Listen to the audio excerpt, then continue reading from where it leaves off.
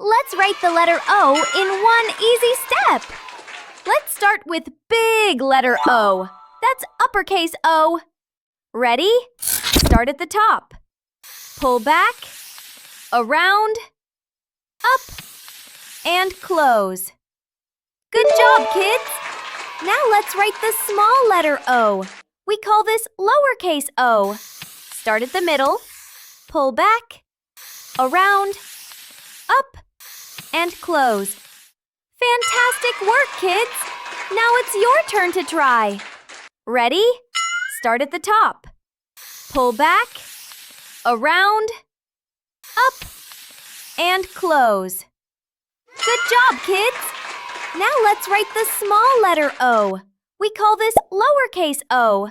Start at the middle, pull back, around, up, and close. Fantastic work, kids! O is for orange.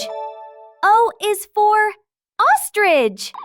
O is for owl. O is for octopus. O is for Orca. Wow! Great job, kids! See you for the next letter, the letter P. Bye-bye!